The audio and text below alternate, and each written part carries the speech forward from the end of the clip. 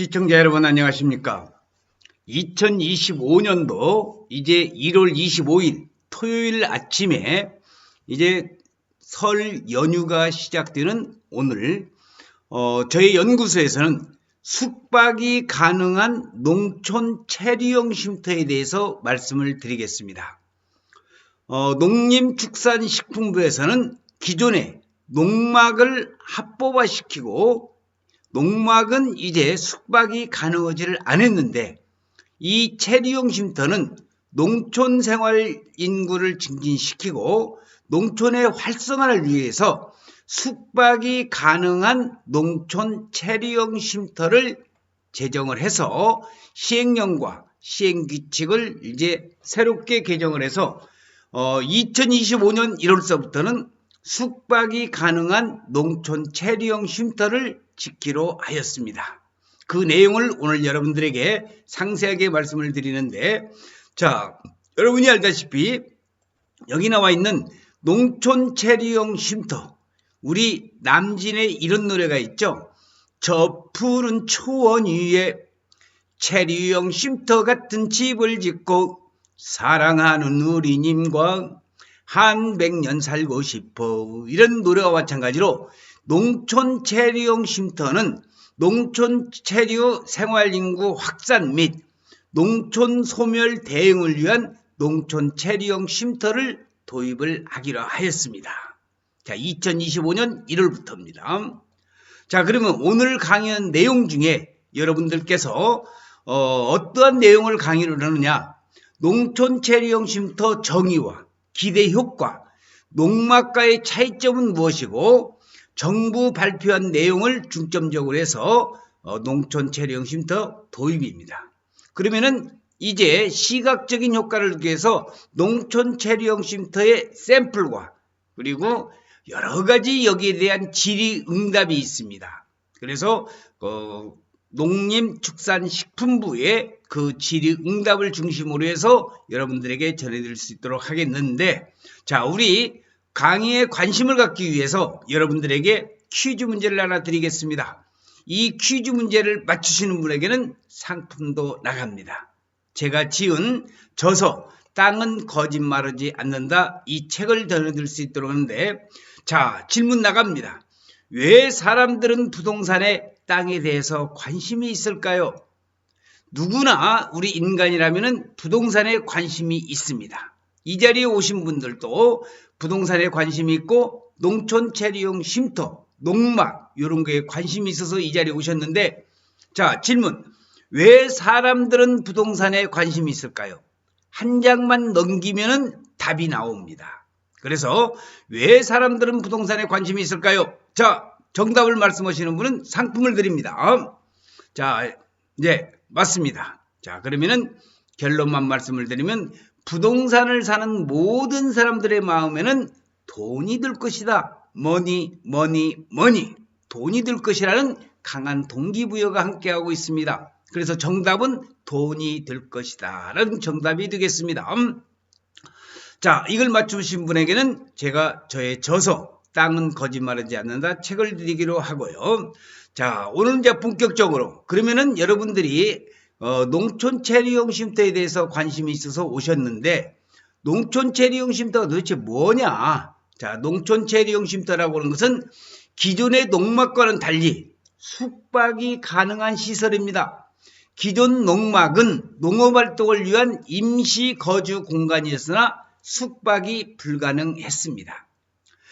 숙박이 불가능했다 할지라도 많은 사람들이 농막을 짓고 숙박을 했던 그러한 현실적인 상황을 갖다가 정부에서는, 농림축산식품부에서는 이러한 것을 이제 보완을 해서 농촌 체류형 쉼터를 만들어서 취사와 취침이 모두 가능하여 농촌에서의 생활을 보다 편리하게 할 수가 있다는 겁니다. 연면적 33평방미터 이내로 설치할 수 있으며 주차장과 쉼터를 합쳐서 최대 54평방미터까지 가능하다는 겁니다. 그래서 농촌 체류형 쉼터의 기대 효과는 무엇인데, 기존의 불법 농막 문제를 해결하기 위해서 농촌 체류형 쉼터에 전환을 허용을 하고 불법 농막을 쉼터로 전환하면 합법적으로 사용할 수 있게 돼서 농업인들의 불편을 해소할 수가 있습니다.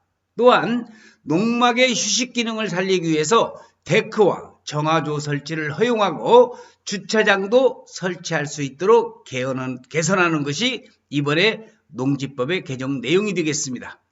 자, 그러면 농막과 농촌 체류용 쉼터의 차이점은 뭐냐? 뭔 차이점이냐? 그냥 한마디로 농막은 잠을 잘 수가 없다. 그렇지만 농촌 체류용 쉼터는 합법적으로 숙박이 가능하다. 그리고 농막은 6평 이내로 지을 수 있는데 그 체류용 쉼터는 10평까지. 10평이면은요, 우리가 거기에서 생활하는데 전혀 지장이 없는 그러한 평수가 되겠습니다. 그래서 기존에 우리 농촌에는 누구나 다 사랑하는 님과 함께 저 푸른 초원 위에 그림 같은 집을 짓고 싶은 마음은 누구나 다 있었는데 이 농막이라는 것이 유행을 했지만은 농막은 한마디로 불법적인 요소가 많이 있었습니다. 또 이동식 주택이라든지 주말주택, 전원주택 누구나 꿈꾸고 있는 사실인데 이제 여기에 나와 있는 농촌 체류용 쉼터, 이 농촌 체류용 쉼터는 합법적으로 농지법의 시행령과 시행규칙을 개선을 해서 체류용 쉼터를 합법화시킨다는 겁니다. 그래서 여러분들께서 농촌 체류용 쉼터에 대해서 관심을 많이 가져주시면은 앞으로 활용의 의미가 많이 있을 것이고, 자, 이 정부의 관료가, 정부의 그 책임자가 농촌 체류용 쉼터 도입에 대해서 발표를 했습니다. 그 발표한 내용을 오늘 차근차근 말씀드리기로 하겠습니다. 자, 먼저 핵심적인 내용을 말씀을 드리면은 농촌 체류용 쉼터 도입은 연면적 33평방미터, 그러니까 10평입니다. 여기에 데크라든지 정화조라든지 또 주차장은 제외한다는 거 알아두시기 바랍니다. 그러니까 10평 넘게 지을 수가 있다는 거고, 또 하나 영농의 의무가 있습니다. 거기에다가 이제 농막을 짓고 앞에 농지가 있으면은 의무적으로 그 농촌 체류용 쉼터를 지은 거기 2배 이상의 농지를 가져야 된다는 거. 그렇지만 여기가 이제 농지에다가 다 설치할 수 있느냐? 그런 건 아닙니다. 취소안의 안전확보 및 영농 피해 방지 목적으로 해서 분기 위험 지역이라든지 특정 지역에 설치는 제한을 하기로 했습니다. 그래서 쉼터로 전환이 가능한 농막과 농막 제도를 개선한다는 내용이 되겠습니다. 자, 그러면 농촌 체류용 쉼터의 샘플, 자, 멋진 집들이 여러분들 이런 체류용 쉼터의 멋진 집들이 이제 하나 둘씩 나오기 시작을 합니다. 그래서 그 내용의 체류용 쉼터의 집을 한번 보여드릴 수 있도록 하겠는데요. 자, 여기 보시면은 자, 이런 식으로 해서 지금 체류용 쉼터를 많이들 짓고 이런 샘플의 모습에서 이런 데다가 우리 농촌에다가 그림 같은 집을 짓고 사랑하는 님과 함께 누구나 살 수 있는 그러한 농막이 아닌 체류용 쉼터가 되겠습니다. 자, 그래서 체류용 쉼터의 제조 과정이라든지 또는 여기 나와 있는 멋진 체류용 쉼터에 대해서 이렇게 좀 가장 각양각색의 그 샘플을 한번 모아봤습니다. 자, 여기 체류용 쉼터 샘플 또 나와 있네요. 아주 멋지게 나와 있습니다. 체류용 쉼터 여러분들이 관심을 가져줘도 아주 좋을 것으로 생각이 듭니다. 자, 여기 또 샘플이 이렇게 각양각색의 샘플이 나와 있다는 거. 자, 여기 보시면은 여러 가지 샘플을 지금 체류용 쉼터가 붐이 일어나기 시작하면서 많은 이런 업체들에서 모듈러 주택 비슷하게 이렇게 집을 짓고 있다는 거 참고적으로 알아두시기 바랍니다. 자, 여기 나와 있는 이런 우리가 나와 있는 이런 각양각색의 농촌 체류용 쉼터 여러분들이 참고적으로 알아두시면 더욱더 좋겠고요. 자, 여기에 보시면은 또 여기는 이제 카라반 같은 이동식으로 이런 체류용 쉼터도 이렇게 지어놓은 것도 여러분들은 지금 보고 계십니다.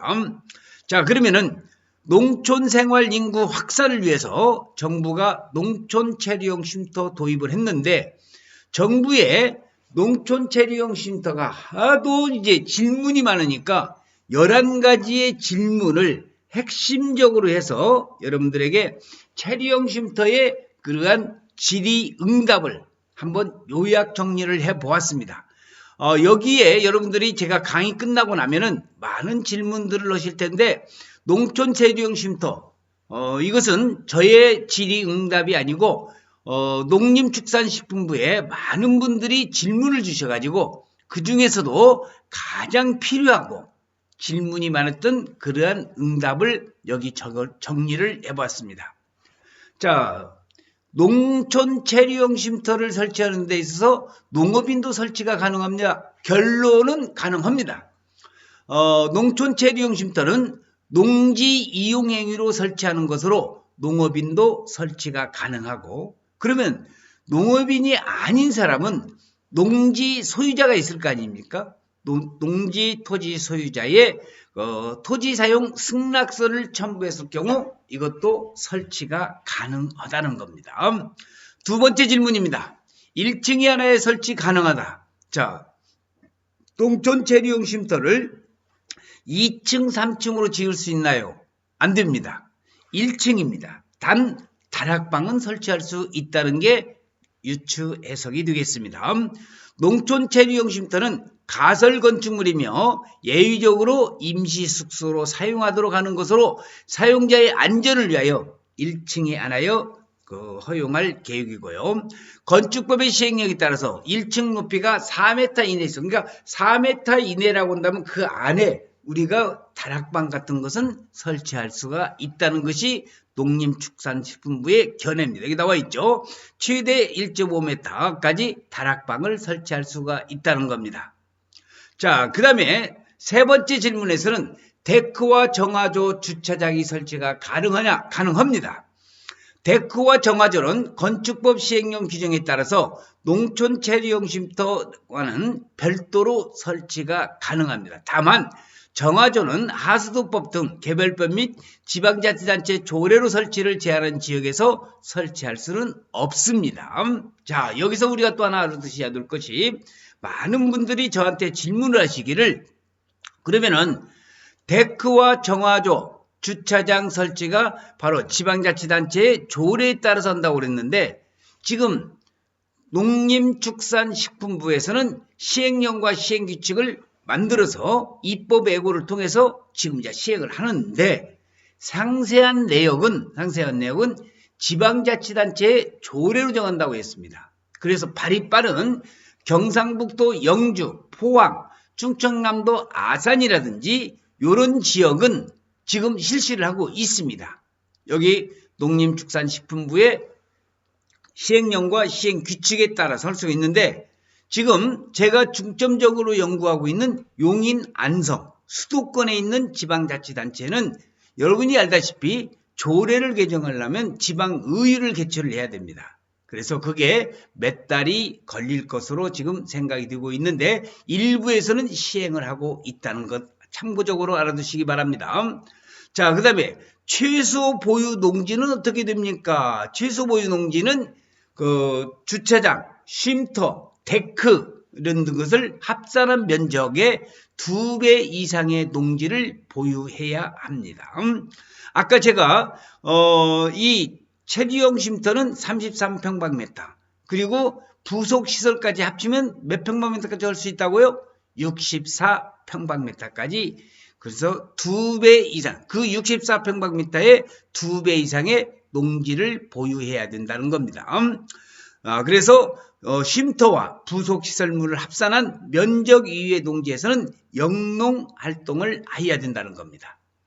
자, 다음으로 존치기간입니다. 이게 상당히 말이 많이 있었죠. 농촌 체리형 쉼터 언제까지 존치할 수 있나요? 임시가설 건축물이기 때문에 3년의 범위 내에서 지방자치 건축 조례로 정하도록 했는데, 이게 무슨 얘기냐?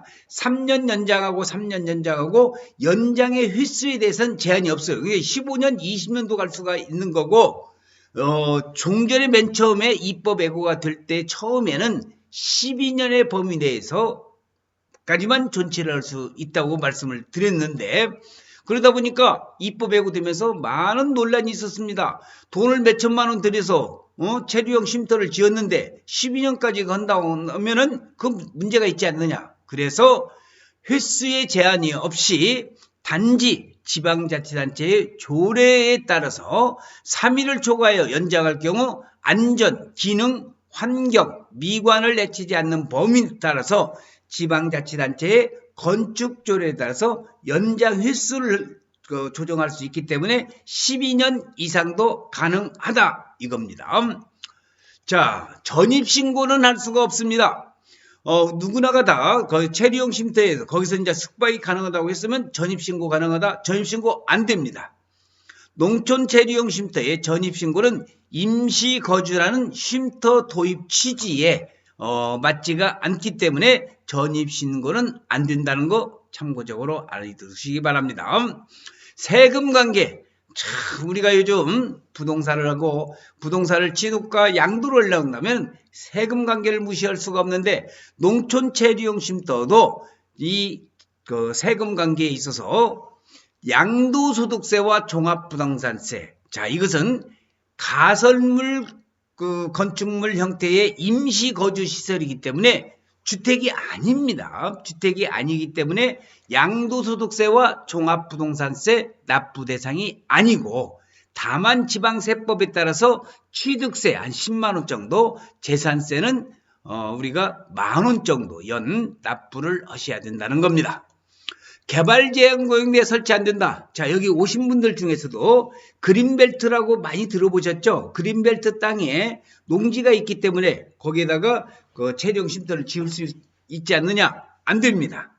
개발제한구역 내 농지에 체류형 쉼터 설치는 개발제한구역 지정 및 관리에 관한 특별조치법에 따라서 허용되지 않고요. 자, 그 다음에 읍면 동이 있는, 우리가 보통 농촌 체류형 쉼터라고 한다면 읍면에 면 단위, 리 단위에 설치를 하는데 우리 동이 있는 데 있잖아요.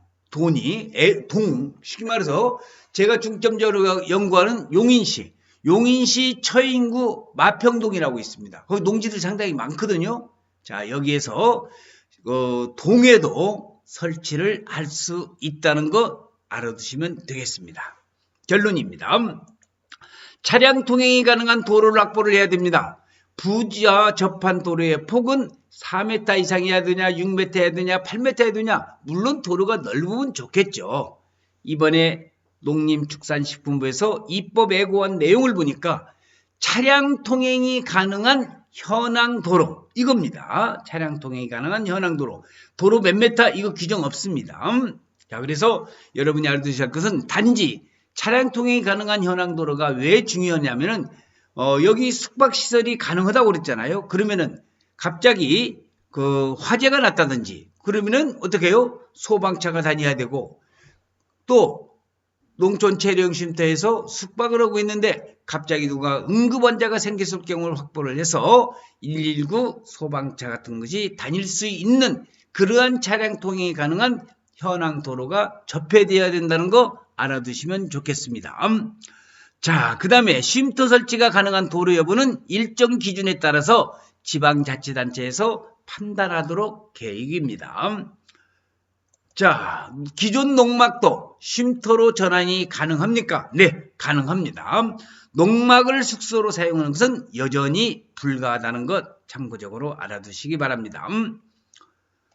자, 농촌 체류형 쉼터 부대시설입니다. 아까도 말씀하셨다시피 처마, 데크, 주차장을 설치를 할 수가 있습니다. 농촌 체류형 쉼터 부지와 영농 면적 다시 한번 정리를 해드리자면 부지는 쉼터와 부속시설을 합친 이 면적의 2배 면적을 할 수가 있고 그 다음에 영농은 쉼터와 부속시설 제외한 나머지 농지가 있잖아요. 2배 이상의 농지 그러니까 100평도 될 수 있고 200평도 될 수도 있지만은 자, 이런 농지에는 영농 활동의 의무화가 되어 있고요. 그렇지만은 체류형 쉼터를 다 지을 수 있느냐? 그건 아니라는 겁니다. 자, 분기 위험지역이라든지 아까 그린벨트라든지 이런 것들은 설치가 제한이 되어 있다는 거 참고적으로 알아두시기 바랍니다. 자, 농촌 체류형 쉼터의 사업계획 다시 한번 말씀을 드리면은 농촌 체류형 쉼터 의도입니다. 농촌 체류 확산을 위한 임시 숙소 등으로 활용하기 위한 시설이고요.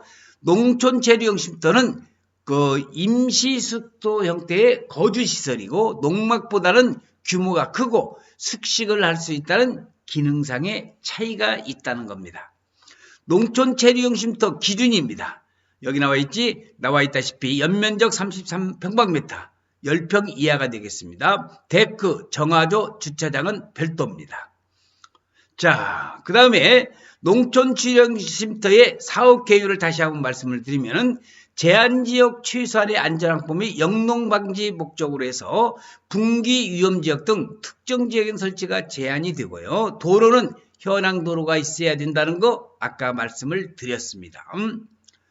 자, 그 다음에 이제 여러분이 알다시피 저희 연구소에서는 농촌 체류형 쉼터 스페셜 세미나를 매주 목요일에 하고 있습니다. 여러분들께서 지금 팜플렛을 지금 다 가지고 계시는데 맨 뒷장에 보시면은 매주 목요일 날 여러분들께서 여기 위치는 처인구 용인시 처인구 양지IC 사거리 코너에 저의 연구소가 있습니다.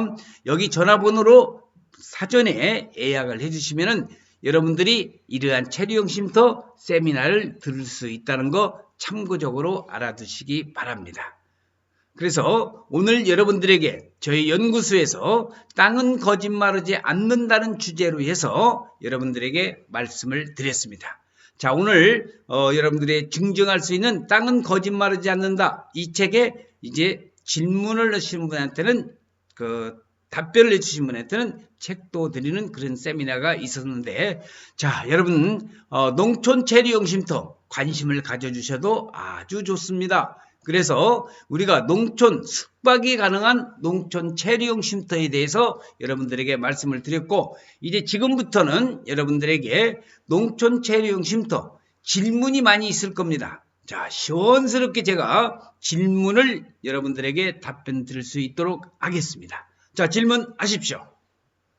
그리고 여기는 유튜브이기 때문에 저희 동영상을 시청하시는 여러분들에게 감사를 드리면서 오늘 숙박이 가능한 농촌 체류형 쉼터에 대해서 말씀을 드렸습니다. 시청해주신 여러분 감사합니다. 2025년도 1월 25일 아침 새벽에 이제 설 연휴 잘 쉬시고 건강한 모습으로 다시 일상의 생활로 돌아올 수 있는 여러분이 되시길 기원하면서 강의 마치겠습니다. 시청해주신 여러분 고맙습니다. 감사합니다.